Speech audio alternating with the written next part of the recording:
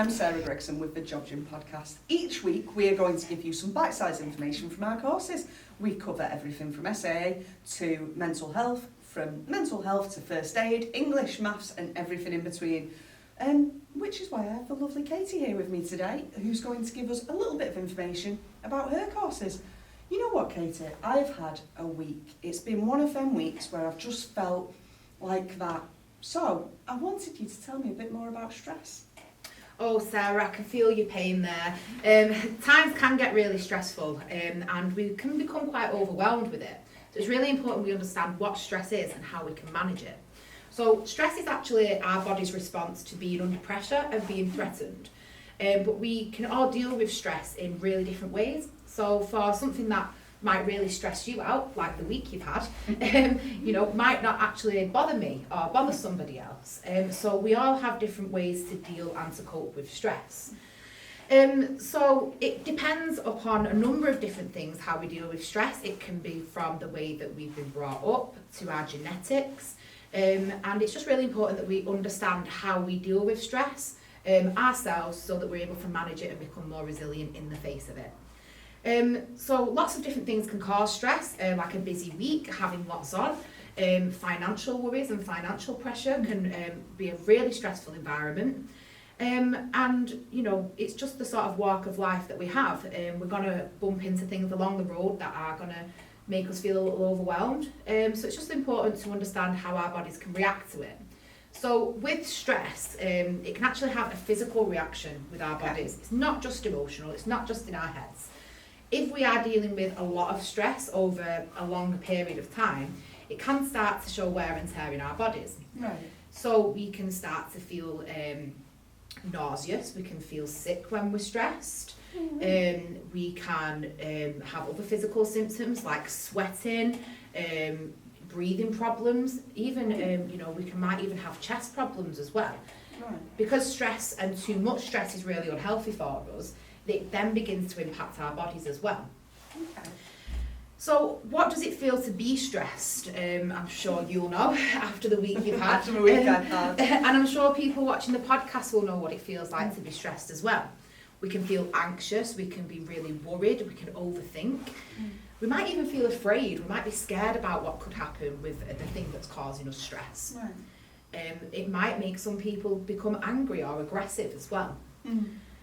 On the other hand, it can sort of go the other way and make somebody feel very sad, quite fragile, quite emotional and tearful. And this can lead to further mental health problems such as depression and anxiety, which is why it's really important that we know what stress is and we know how to manage it. So not everybody feels stressed the same way? Exactly, yeah. So for somebody who deals with stress quite well, has really good coping mechanisms, they will look at the stressor that's causing them to feel this way, understand how to manage it and overcome the situation. However, somebody who doesn't handle stress very well, they might become overwhelmed, they might begin to feel these feelings of anger, of sadness. But the ultimate point is that if we don't manage stress, we are leaving ourselves vulnerable to further mental health conditions. So we have lots of side effects that come with stress as well. So it's not only the way we feel. If we don't deal with the stress that we have, we can start having headaches, feeling tension within our bodies. We can have digestive problems.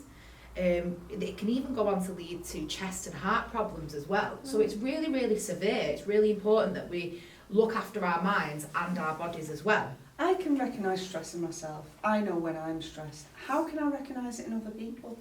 So in other people, you may see that they become overwhelmed. They are struggling to complete tasks. They may be struggling to meet deadlines. They may fall behind with work. A lot of people as well who are overwhelmed with stress tend to withdraw. So you might notice that somebody may stop attending social events or seeing family and friends. And this is when stress would be sort of at that breaking point of potentially turning into a mental health condition. Right. So it's at that point that we really need to get some help with our stress and we need to manage it correctly as well. So how can I help myself and other people? What advice would you give? One of the best ways to manage stress is to actually do things for yourself. So things like having a bit of you time, find ways to relax, whether this be through exercise, going to the gym, going for a run, going for a walk, socialising with friends, and actually just being open and honest about your stress as well. Get a conversation going between your friends and family so that if they ever feel overwhelmed and stressed, they know that they can speak about it and they can come to you without being judged or without, you know, worrying about being discriminated against even for the stress that they're going through. It's a very normal thing. We all deal with it at some point in our lives, so it's really important to have an open and honest conversation about it if somebody is struggling. There are also lots of helplines and charities that are around that can give some really good advice about how to cope with stress, and one of these charities would be the Mind charity, which is MIND. If you pop that into Google, Mind have loads of different ways to manage stress and to become more resilient. So we can exercise, that is one of the sort of main things that we can do. We can eat a good and healthy diet.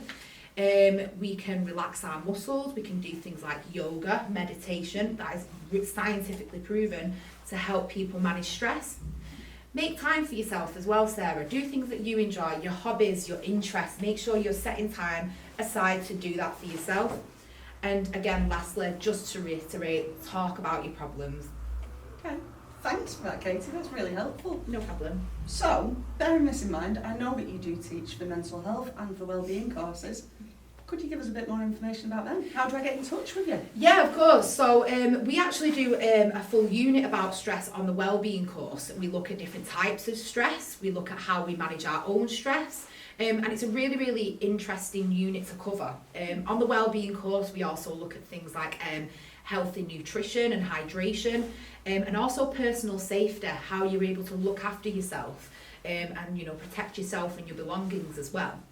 So the wellbeing course is a really great course for people who maybe want to do a bit of self-improvement and again just gain new knowledge in new areas.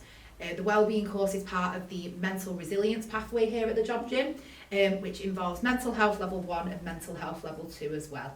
So a great pathway for somebody who is looking to improve themselves, maybe wants to, you know, learn a little bit more about themselves, and also how to help other people to be able to pass this knowledge on to others.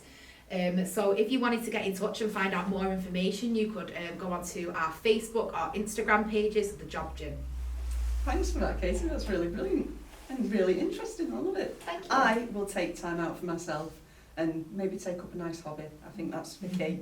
So, as Katie said, if you want to learn more about any of our courses, like I said, we offer lots here at the Job Gym. You can just find us on Instagram, find us on Facebook, give us a quick Google if you want, and you'll get all that information. Cheers, Katie. Thank you. Bye.